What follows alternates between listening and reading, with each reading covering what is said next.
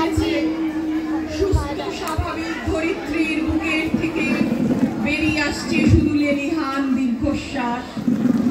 ঈশ্বরের সৃষ্টির সবচেয়ে উৎকৃষ্ট প্রাণী মানুষ। সেই মানুষই তার মান আর হুঁশ বিসর্জন দিয়ে নিজেকে হিংস্র সাপদে পরিণত করেছে। তাদের নখ দাঁতে ছিন্ন ভিন্ন হচ্ছে সচেতন মানুষ। তাদের জীবনের আর্তচিৎকারে আগমনী সুরেও কোথাও যেন বিষাদের ছোঁয়া। আমাদের শ্রুতি নাটকটি এরকমই একটি মেয়ের আত্মবলিদানের কাহিনী, কুড়ি থেকে ফুল না হয়ে ওঠার গল্প। হ্যালো, আমাদের আজকের শ্রুতি নাটক ভুল পোকা।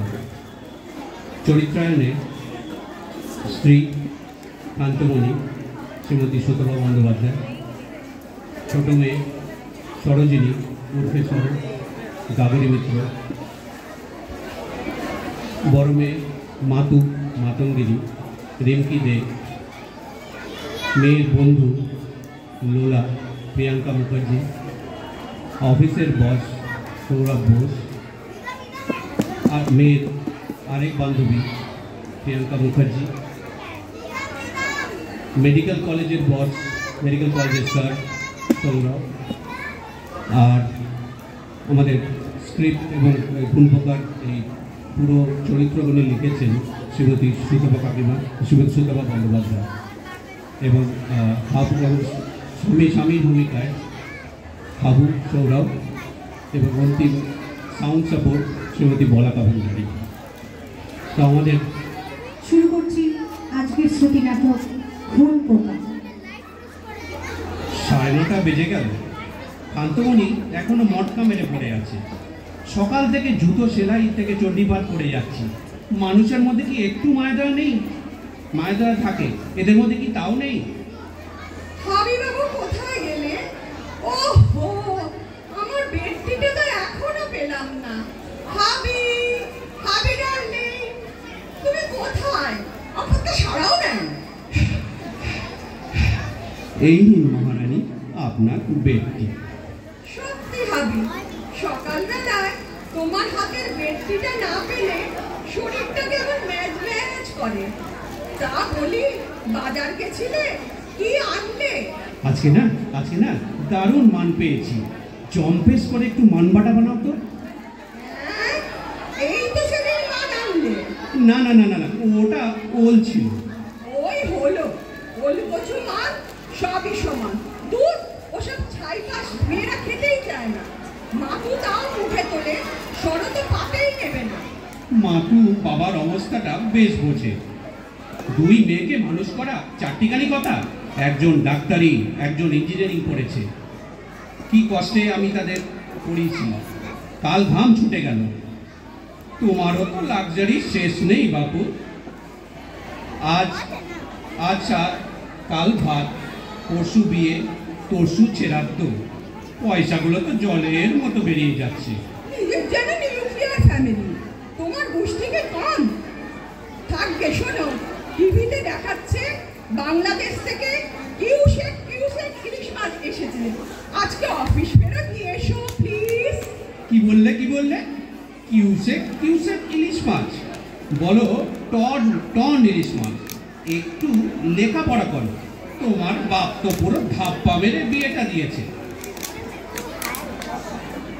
অক্ষর গোমাংস একটা।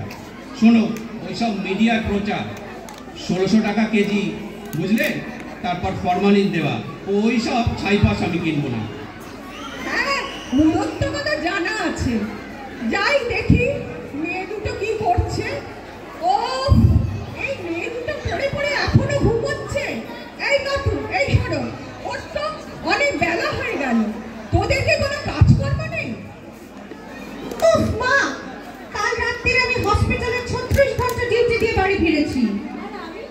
ভোর 4টেই ঘুমিয়েছি, সারা রাত কাজ করেছি। এই সকাল থেকে তোমার আর বাপির কাজকাচারিতে ঘুমোনোটাই দায়।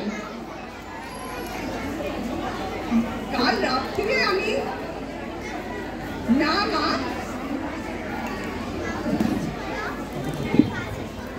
সর হসপিটালে খুবই পরিশ্রম করে, কিন্তু মাতুমা আমি শুনেছি বেশি সময় তো তুমি বয়ফ্রেন্ডের সঙ্গে আড্ডা মেরেই কাটাও। মা, তুমি কি আড়ি পাতো? না মা, আড়ি পাততে হয় না। তুমি যা চেঁচিয়ে চেঁচিয়ে প্রেম করো প্রতিবেশীরাও শুনতে পায়। আর আরেকজনের তো গুণের ভাগ নেই, আজ একটা ছেলে করছে তো কাল আরেকটা। এবার আমার পিছনে পড়লে তো মা। আমাকে আর পট্টি পড়াতে হবে না মা, যাই আমার বন্ধু মা। এবার একটা ঠিক করো, বিয়ে দিয়ে আমরা একটু নিশ্চিন্ত হই। দেশের যে অবস্থা, আর ধিঙ্গি ফানো করে বেড়াতে হবে না। চারপাশে ধর্ষণ, খুন, প্রতারণা। আমরা বিয়ে করলে সব সমস্যার সমাধান হয়ে যাবে তো মা। বিবাহিত মেয়েদের মলেস্টেশন কেউ করে না। তুমি এই আবাসন থেকেই জগৎ ভাবছো। তুমি এখানেই থাকো, কিছু পাচি করে বেড়াও, আর বাবার পকেট মেরে ফাঁকা করো। বাইরের দুনিয়াতে কি হচ্ছে তার খবর তোমার কাছে পৌঁছবে না মা। জানো, কয়েকদিন আগে একটা মেয়ে আমাদের হসপিটালে ভর্তি হয়েছে। 90% পুড়ে গেছে, বাঁচবে না। বাবা মা বড় লোক ডাক্তার জামাই দেখে বিয়ে দিয়েছিল। ছেলেটা 10টা মেয়ের সাথে ফষ্টি নষ্টি করে সবাই মিলে মেয়েটার গায়ে কেরোসিন দিয়ে পুড়িয়ে দিয়েছে। সত্যি রে বোন, এরা মানুষ না, পশু। কি করে পারে এরকম জঘন্য অত্যাচার করতে? ফ্যামিলিটাকে না ফাঁসিতে ঝোলানো উচিত। কে লটকাবে রে? পয়সা আছে, ঠিক আইনের ফাঁক দিয়ে বেরিয়ে যাবে। লো কোর্ট, হাই কোর্ট, তারপর সুপ্রিম কোর্ট। ব্যাস, গল্প শেষ। জানিস তো, আমাদের একটা অবাঙালি মেয়ে কাজ করতো। ছেলেটা আইটিতেই আছে, মার্সিডিজ গাড়ি চেয়েছিল। বাড়ির লোক রাজিও ছিল, তবে ওই 2-4 দিন দেরি করেছিল বলে অ্যাসিড মেরে পুরো শরীরটাকে বিভৎস করে দিয়েছিল। অথচ ওদিন নাকি লাভ ম্যারেজ। এই আমার অনেক দেরি হয়ে গেল, বেরোতে হবে। তোর ডিউটি কটায়? আজকে আমার অফ রে। তুই কেটে পড়, আমি একটু ঘুমিয়ে নিই।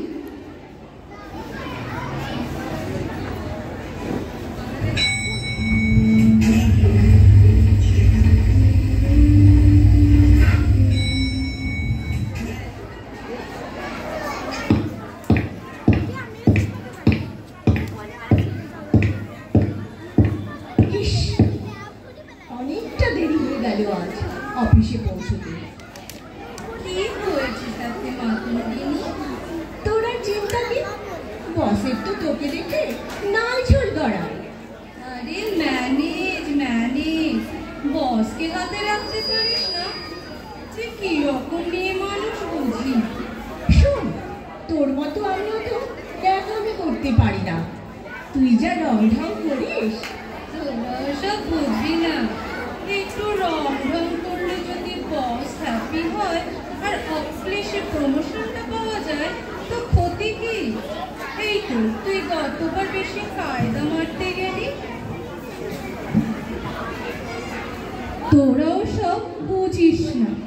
একটু রং ঢং করলে যদি বস হ্যাপি হয় আর অক্লেশে প্রমোশনটা পাওয়া যায় তাতে ক্ষতি কি? এই তো গতবার তুই কায়দা মারতে গেলি আর তোর প্রমোশনটাই আটকে গেল। গেল গেল। দেখ, আমি তোর মতো ফাঁকি মারি না যে বসে পদলেখন করতে হবে। অনেস্টলি কাজ করবো, তাতে যা হয় হয়। শোন, প্রত্যেক মানুষের একটা আদর্শ থাকা উচিত। সত্যি বলতে গেলে মাতঙ্গিনী, আমি এসব আদর্শের ধার ধারি না। আমি শুধু চাই লাইফের সাকসেস। আরে এই তো আমার নিউ বয়ফ্রেন্ডটা শুধু তোর মতো আদর্শের বলি গপচা, অথচ সাকসেস রেট ফুল জিরো। এবার এটা না ল্যাঙ্গি মারতে হবে। ওই দেখ, কাছের দরজার উপর থেকে তোর সাকসেস হাতছানি দিচ্ছে। ললিপপ, তোমায় আছে না বিউটিফুল লাগছে। আর তারপর কি হলো এই ব্যাপারটা? কোন ব্যাপারটা? আরে তোমায় বলেছিলাম না উইকেন্ডে শুধু তুমি আর আমি লং ড্রাইভে যাব। কিন্তু তুমি তোমার বউকে কিভাবে ম্যানেজ করবে? ও তুমি আমার মুডটাই একদম খারাপ করে দিলে। শোনো, তোমাকে আর ওসব নিয়ে চিন্তা করতে হবে না। চলো লাঞ্চে যাই। নো স্যার, সবাই কি ভাববে? তোমাকে না অত শত ভাবতে হবে না। চলো লেটস গো।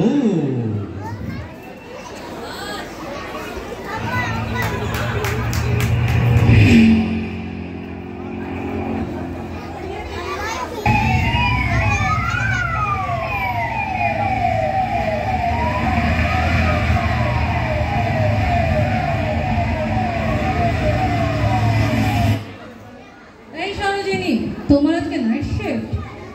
জিজ্ঞেস করার কি আছে? তোমরা তো সব ফাঁকি মারো, আর যত অত্যাচার আমার উপর। গত 36 ঘন্টা ডিউটি করে বাড়ি ফিরেছি, আবার আজকে নাইট শিফট। আমরা তো ভাই দিব্যি আছো। তুমি এসব চ্যাটাং চ্যাটাং কথা বলো। তা তুমিও তো স্যারের কথা শুনতে পারো, তাহলে তুমিও আমাদের মতো মজ মস্তিতে থাকতে পারবে।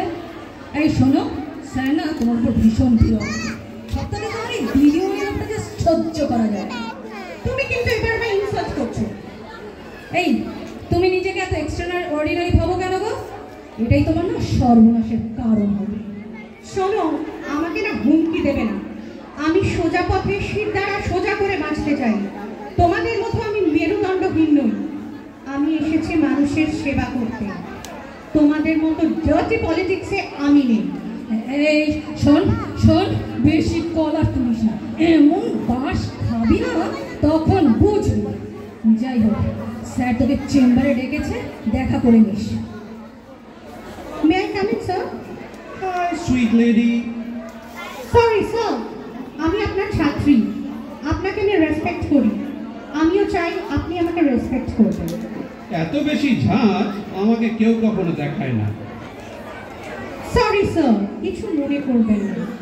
আপনি সবাইয়ের সাথে আমাকে গুলিয়ে ফেলছেন। তোমার ওই একটাই প্রবলেম, নিজেকে তুমি খুব এক্সেপশনাল ভাবতে শুরু করেছো। ঠিক আছে ঠিক আছে, গেট লস্ট, এখান থেকে বেরো। Okay sir. মেয়েটার অডাসিটি খুব বেড়েছে দেখছি। এর একটা ব্যবস্থা করতে হবে। দাঁড়াও, দেখছি। উফ, এত ক্লান্ত লাগছে না? একটু ঘুমিয়ে নি।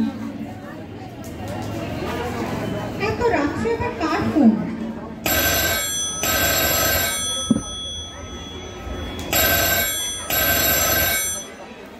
দিদি ভাই ফোন করছে। মাতু, হ্যালো, কি করছিস? এবার একটু ঘুমোবো রে। তুই ঘুমোসনি? আরে আমি অফিসে, বস আজকে কাজ আছে বলে আটকে দিয়েছে। কিন্তু আমার না একটা ব্যাড ফিলিং হচ্ছে, জানিস? এই ফ্লোরে বিশেষ কেউ নেই। যাকে যাক, ঠিক আছে, তুই শুয়ে পড়। ওকে, আমার ব্রেভ দিদি ভয় পাচ্ছে। ইয়ার কি মারবি না একদম। আচ্ছা, রাখছি। কে তোমরা? তোমরা কারা? কি চাইছো?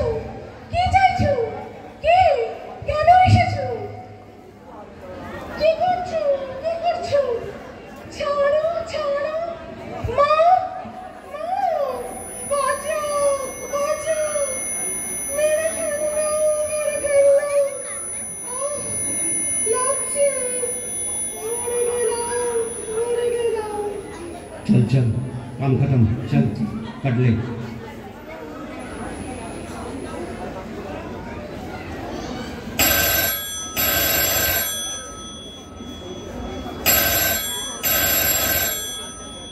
এত সকালে আবার মায়ের ফোন। হ্যালো, হ্যাঁ মা বলো। সরো, তুই তাড়াতাড়ি তোর দিদির অফিসে যা। আমি আর তোর বাবা এক্ষুনি যাচ্ছি। কেন, কি হয়েছে মা? মাতুর অফিস থেকে ফোন এসেছিল, ও নাকি অসুস্থ হয়ে অজ্ঞান হয়ে পড়ে গেছে। আচ্ছা আচ্ছা, রাখো, আমি যাচ্ছি। মা বাবা এসছে। সরে যা, সরে যা। তোর বাবা মা এসছে, চল চল চল। সাইড দে, সাইড দে। সরে যাও।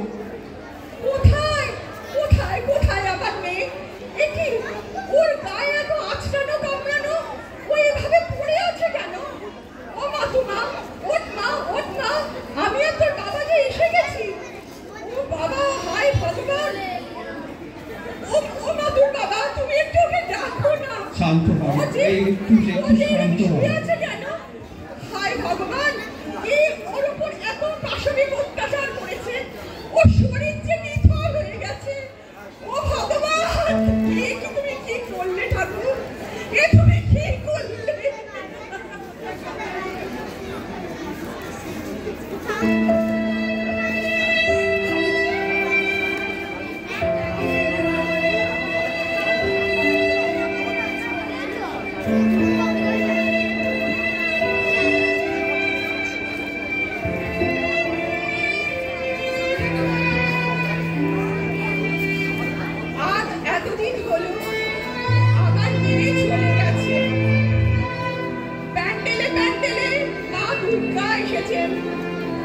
কিন্তু আমার মা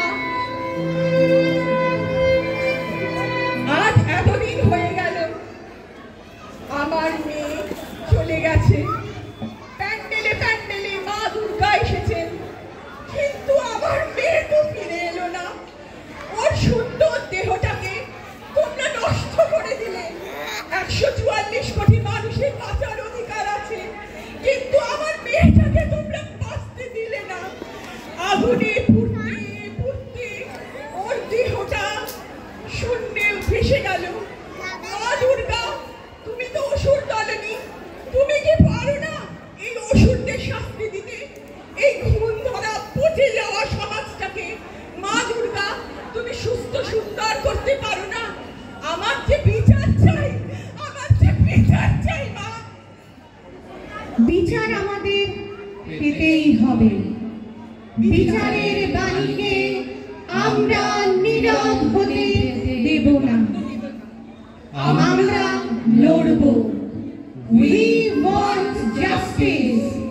যতদিন না আমরা জাস্টিস পাবো, ততক্ষণ আমরা থামব না। আমাদের পথ চলা চলবে।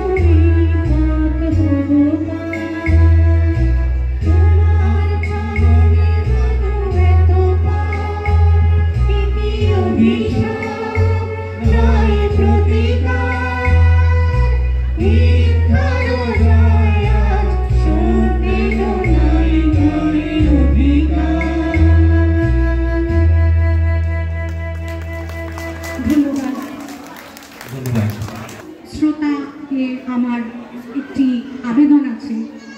সাম্প্রতিক অভয়ার সঙ্গে যে ঘটনা ঘটেছে, অভয়ার স্মৃতির প্রতি আমাদের শ্রদ্ধা জ্ঞাপন করে 1 মিনিট নীরবতা পালন করার জন্য আপনাদের অনুরোধ করছি।